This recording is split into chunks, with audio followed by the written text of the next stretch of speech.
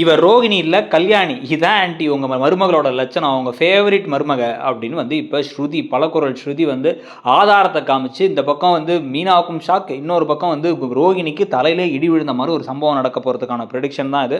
So முதல்ல எடுத்தோனே வந்து பார்த்தீங்க அப்படின்னா வந்து மீனா இன்னமுமே ஒரு மாரி வியர்டாவே தான் சுத்திக்கிட்டு இருக்காங்க. இது வந்து முத்து என்னடா கயிறே கட்டியாச்சே அப்படின்னு யோசிச்சுட்டு இருக்க. மீனா அழுது வந்து இல்ல நான் ஒரு உண்மைய சொல்லணும். ரோகிணியோட பேரு கல்யாணி. அப்படின்னா என்ன? பேர் கல்யாணியா? அப்படின்னா அவங்களுக்கு ஏற்கனவே கல்யாணம் ஆயிடுச்சு. அவங்களுக்கு வந்து ஒரு குழந்தைங்க இருக்கு. அது வேற யாரும் இல்ல. நம்ம கிறிஷ் தான். கிறிஷோட அம்மா தான் அந்த ரோகிணி அப்படின்னு சொல்லும்பொழுது அப்படியே முத்து கோவமாயி கதவை தட்டி எல்லாத்தையும் வெளில வர வச்சு அடுத்த செகண்டே ரோகிணியை பலால் பலால்னு அரைஞ்சு ரோகிணியை வந்து விஜயா அப்படியே கழுத்தை பிடிச்சி வீட்டை விட்டு தள்ள ரோகிணி அப்படியே போய் கிறிஷோட சேர்ந்து அப்புறம் வந்து அந்த அவங்க அம்மாவையும் கூட சேர்ந்துட்டு பாலத்திலேருந்து குதிக்கிற மாதிரி ஒரு காட்சியை கனவாக காண்றாங்க மீனா. ஆனால் இது கனவா அப்படின்னு நம்ம நினச்சிட்டு இருக்கும் பொழுது வேற வழியில் அது நனவாக போதா அப்படிங்கிறதான் இப்போ பார்க்கணும். அதுக்கேற்ற மாதிரி தான் வந்து பார்த்தீங்க அப்படின்னா இப்போ ஸ்ருதி வந்து இதே விஷயத்த நோட் பண்ணிட்டே இருக்காங்க. மீனா அங்கேருந்து போயிட்டு வந்தப்புறம் சரியில்லை அப்படிங்கிறது ஒரு பக்கம். மீனா இப்போ என்ன முடிவு பண்ணிட்டாங்க, நம்ம வந்து முத்துக்கிட்ட சொன்னாலும் அவர் கண்டிப்பாக கோவப்படுவார். அவருடைய கோபம் ரொம்ப ஜாஸ்தி. நம்ம குடும்பத்தை ஏமாற்றிட்டாங்கிறத அவரால் ஏற்றுக்க முடியாது. தன்னோட அப்பாவை ஏமாற்றிட்டாங்கிறத அவரால் கண்டிப்பாக ஏற்றுக்க முடியாது. அதனால் உண்மையை போட்டு உடச்சிருவார். இதுக்கு நமக்கு இருக்க ஒரே வழி என்ன அப்படின்னா, இதை நம்ம யாருக்கிட்டையும் சொல்லாமல் கமுக்கமாக இருந்துக்கிறது தான் அப்படின்னு வந்து இப்போ மீனா முடிவு பண்ண. ஆனால் வந்து ரோகிணி ஒரு மாதிரி விசித்திரமாக நடந்துக்கிறாங்க மீனா கிட்ட அப்படிங்கிறத ஸ்ருதி நோட் பண்ணிட்டே வராங்க. நோட் பண்ணிட்டு என்ன இப்போல்லாம் உங்களுக்கு ரொம்ப சப்போர்ட் பண்ணுறாங்க அவங்க, உங்களை ஏதாச்சும் ஒரு வார்த்தை சொன்னால் கோவம் வருது அப்படின்னு கேட்க, அப்படிலாம் ஒன்றும் இல்லையே அப்படின்னு வந்து மீனா சமாளிக்கிறாங்க. நீங்களே ஏதாச்சும் யோசிக்காதீங்க ஸ்ருதி அப்படின்னு வந்து அவங்க பேசிக்கிட்டு இருக்கும்போது டக்குனு ரோகிணி அந்த பக்கம் நடந்து வந்துட்டு இருக்கும்போது, ரோகிணி மீனா ரொம்ப ஒரு மாதிரி இருக்காங்க தானே, அந்த மந்திரிச்ச கயிறு கட்டியும் ஒன்றும் சரியில்லை, நம்ம என்ன பண்ணுவோம் உடனே இப்போ மீனாவை நீங்கள் நானும் சேர்ந்து கூப்பிட்டு போயிட்டு முத்தும் சொன்னால் கேட்க மாட்டாரு அந்த சைக்காட்ரிஸ்ட்டை பார்க்க கூப்பிட்டு போயிட்டு அங்கே என்ன நடக்குதுன்னு பார்ப்போம். நடக்குதுன்னு பார்த்தா அவங்க உண்மை என்னங்கிறது தெரிஞ்சால் சரி வரும். நீங்கள் என்ன நினைக்கிறீங்க அப்படின்னா டக்குன்னு பயந்துடுறாங்க ரோகிணி. ஐயோ அப்படின்ட்டு வந்து அதெல்லாம் ஒன்றும் வேணாம், அவங்க நல்லா தான் இருக்காங்க, அவங்க நல்லா இருக்காங்கன்னா விடுங்களேன் ஸ்ருதி, அவங்களுக்கு வந்து டயர்டாக இருந்தால் நான் பார்த்துக்கிறேன். மீனா உங்களுக்கு எதுவும் வேலை செய்கிறது தான் கஷ்டமாக இருக்கா, நான் வேணா இன்றைக்கி ஒரு 2 நாளைக்கு வேலை செஞ்சுக்கிறேன், சமைச்சிக்கிறேன், இல்லை ஆர்டர் கூட பண்ணிக்கலாம், நீங்கள் ரெஸ்ட் எடுங்க மீனா அப்படின்னு பேச அப்படியே மீனா திருன்னு முழிக்கிறாங்க. மீனா இந்த பக்கம் நகர்ந்து போன உடனே ஸ்ருதி வந்து இந்த மாதிரிலாம் ரோகிணி பேசி நான் பார்த்ததே இல்லை, உங்களுக்கு சப்போர்ட் பண்ணி அதுவும் உங்களுக்கு ஏற்ற மாதிரியெல்லாம் அப்போ ஏதோ ஒரு விஷயம் இங்கே நடக்குது, என்னன்னு எனக்கு சொல்லுங்கள். இப்போ நீங்கள் சொல்கிறீங்களா இல்லை நானாக தெரிஞ்சுக்கவான்னா அதெல்லாம் ஒன்றும் இல்லை, நீங்கள் வேறு சும்மா இதே இது பண்ணாதீங்க அப்படின்னு கிளம்பி போயிடுறாங்க மீனா.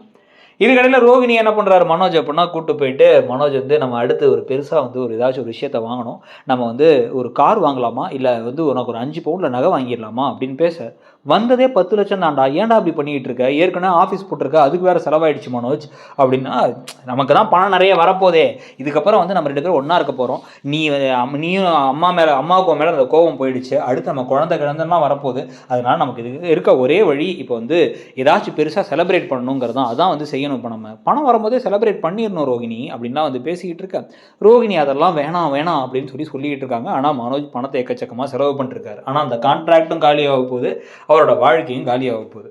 அதுக்கேற்ற மாதிரி தான் வந்து பார்த்தீங்க அப்படின்னா வந்து இப்போ திருப்பி ரோகிணி வந்து வீட்டுக்கு வர மீனா திருன்னு முழிச்சு, ரோகிணி உங்கள்ட்ட ஒரு விஷயம் சொல்லணும் அப்படிங்கிறாங்க. என்ன விஷயம் அப்படின்னா, இங்கே வேணாம் வேற எங்கேயாச்சும் போகலாம் அப்படின்னா மாடிக்கு போகலாமா அப்படின்னு கேட்க, சரி ஓகே அப்படின்னு மாடிக்கு கிளம்பி 2 பேரும் போகிறாங்க. போகும்பொழுது அங்கே வந்து ரோகிணி கிட்டக்க மீனா வந்து ஸ்ருதிக்கு நம்ம மேலே சந்தேகம் வந்துருச்சு, அவங்க ரொம்ப சந்தேகமாக கேட்குறாங்க, ஏதோ ஒரு விஷயம் இருக்குது, ரோகிணி முன்ன மாதிரி உங்கள்கிட்ட வந்து இப்படி நடந்துக்கிறது ரொம்ப ஆச்சரியமாக இருக்குது அப்படின்னு ஒன்று, நான் வேணா இப்போ முன்ன மாதிரி உங்கள்கிட்ட கோவமாக பேசவா அப்படின்னா இவங்க வந்து அப்படியே முறைக்கிறாங்க மீனா. ஒன்றும் இல்லை உங்களுக்கு டவுட் வருதுங்கிறீங்களே அப்படின்னா, ஆமாம் உங்களுக்கு ரொம்ப டவுட் வந்துருச்சு, என்ன பண்ணுறதுனே வந்து எனக்கு அது புரியல, திருப்பி தோண்டி கேள்வி கேட்டே இருக்காங்க, எனக்கு வந்து இந்த உண்மையெல்லாம் தெரிஞ்சிருச்சு அப்படிங்கிறது அவங்களுக்கு தெரிஞ்சுன்னா அவங்க என்ன உண்மைன்னு என்னை தோண்டி கண்டுபிடிச்சா அவ்வளோதான் அப்படிங்கிறாங்க ரோகிணி. இதை பேசிக்கிட்டே இருக்கும்போது பின்னாடி பார்த்தா இவங்க 2 பேருக்கும் தெரியாமல் ஸ்ருதி அங்கே இருக்காங்க. ஸ்ருதி அங்கே இருந்து வந்து அவங்க ஃபோனில் ரெக்கார்ட் பண்ணிட்டே இருக்காங்க இவங்க என்ன பேசுகிறாங்க அப்படிங்கிறத.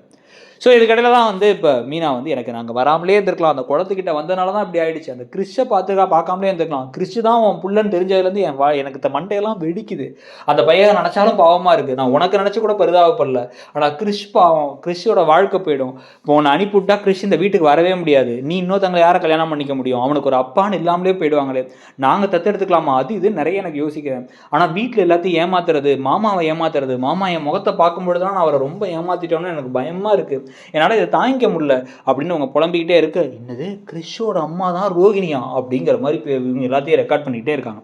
உடனே வந்து உங்கள் அம்மாவுக்கு உடம்பு சரியில்லாமல் அவங்க கிடந்தபோது கூட நீ வந்து பார்க்கவே இல்லை, எல்லாமே நாங்கள் தான் பண்ணோம். உனக்கு அப்போ அந்தளவுக்கு பாசமே இல்லைனா ஒன்று நம்ம எப்படி நம்புறது? நீ கிறிஷை கடைசி வரைக்கும் கண்டுக்காமல் இங்கேயே இருந்துக்கிட்டேன்னா அவன் பாவம் தனியாகவே இருப்பான்ல. அவன் ஏற்கனவே அம்மா பாசத்துக்காக தான் ஒரு பையனை பென்சிலில் குத்தி ஜெயில் வரைக்கும் போகிறதுக்கு நேர்ந்துச்சு. அதுக்கப்புறம் தான் நாங்கள் காப்பாற்றி கூட்டு வந்தோம் அப்படிங்க. மீனா ப்ளீஸ் மீனா, நான் கண்டிப்பாக கிறிஷுக்காக தான் இதெல்லாம் பண்ணுறேன். எனக்காகவும் கிறிஷுக்காகவும். கிறிஷை நான் இங்கே கூட்டு வந்துடுவேன். எங்கள் அம்மா அவனை நல்லா தான் பார்த்துக்கிறாங்க. நடுவில் எங்கள் அம்மா கொஞ்சம் நான் வந்து இங்கே சொல்லிட மாட்டேனோன்னு அவங்களுக்கு ஒரு பயத்தை தான் அப்படி பண்ணிட்டாங்க, ஓடி போயிட்டாங்க.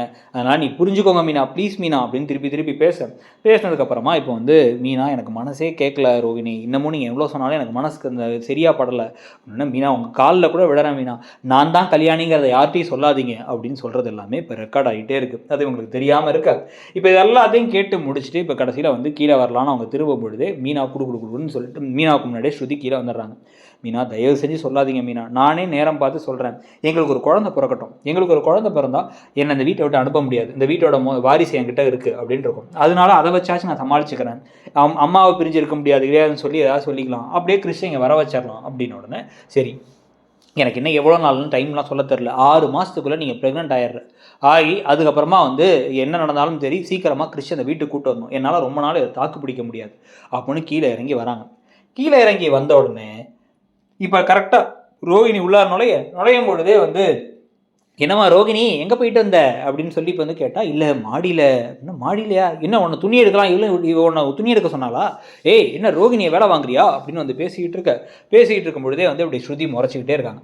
இந்த பக்கம் ரோகிணி ரூமுக்குள்ளார நுழைய போகும் பொழுது கல்யாணி அப்படிங்கிறாங்க. ஷாக்காகி இவங்க திரும்பி பார்க்க, எங்கே கல்யாணி உள்ளார போகிறீங்க அப்படின்னு அது ஸ்ருதி கேட்க, உடனே இவங்க அப்படி இந்த பக்கம் மீனாவுக்கும் ஷாக்கு. மீனாவும் அப்படி அதிர்ச்சியாகி பார்க்கும் பொழுதே டக்குன்னு விஜயா திரும்பி, யார் கல்யாணி, என்ன கல்யாணிங்கிற அப்படின்ட்டு, இந்த பணக்கார பைத்தியத்துக்கு ஏதாச்சும் மூலகளை கண்டு போச்சான்னு தெரில அப்படிங்கும் போது, கல்யாணி தெரியாதா ஆண்டி உங்களுக்கு, இதோ இவங்க தான் கல்யாணி அப்படின்னா, இவங்க கல்யாணி ரோகிணியை பார்த்து கல்யாணிங்கிற அப்படின்னா, இல்லை அவங்க தான் சொன்னாங்க அப்படின்னு ஒரு ஆடியோ அப்படி இருக்கா ப்ளே பண்ணி விட்டா, உடனே ப்ளே பண்ண உடனே வந்து நான் தான் கல்யாணிங்கிறத மட்டும் யாருக்கிட்டையும் சொல்லாதீங்க அப்படின்னு, நான் தான் கல்யாணியா உடனே டக்குன்னு இந்த பக்கம் வந்து மனோஜ் உறைஞ்சி போய் நிற்கிறார். இந்த பக்கம் ரவி புரியாமல் நிற்க, முத்துவும் அண்ணாமலையும் அதை அப்படியே பார்க்கும் பொழுது, இத்தனை நாளாக ஏன் அமைதியாக இருந்தாங்க மீனாவுக்கு என்ன பிரச்சனை, எதனால குற்ற உணர்ச்சியோடு இருந்தாங்கன்னு பார்த்தா அவங்களுக்கு ஒரு ரகசியம் தெரிஞ்சிருச்சு. அந்த ரகசியத்தை நம்மள்டலாம் சொல்ல முடியலங்கிறனால தான் அமைதியாக இருந்திருக்காங்க.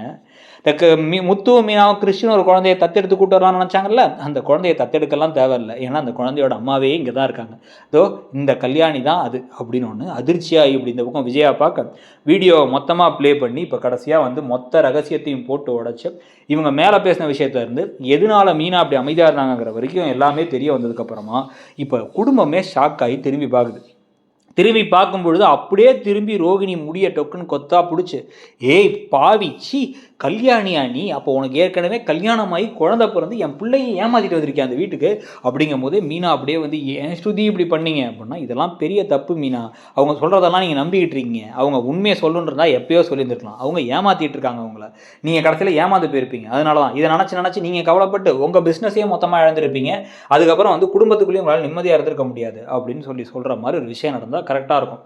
அப்படி பலகுரலுக்கு தெரிஞ்சால் பயங்கரமாக இருக்கும்னு நினைக்கிறீங்களாங்கிறதையும் சொல்லிவிட்டு உங்களுடைய ப்ரெடிக்ஷன் என்ன இந்த கருத்தில் அப்படிங்கிறதையும் சொல்லுங்கள். மறக்காமல் இடம்பொருள் சேனலையும் சப்ஸ்கிரைப் பண்ணிவிட்டு நம்மளுடைய மற்ற ப்ரெடிக்ஷன் வீடியோஸையும் பாருங்கள், பார்த்துட்டு உங்கள் கமெண்ட்ஸையும் சொல்லுங்கள். தேங்க்யூ.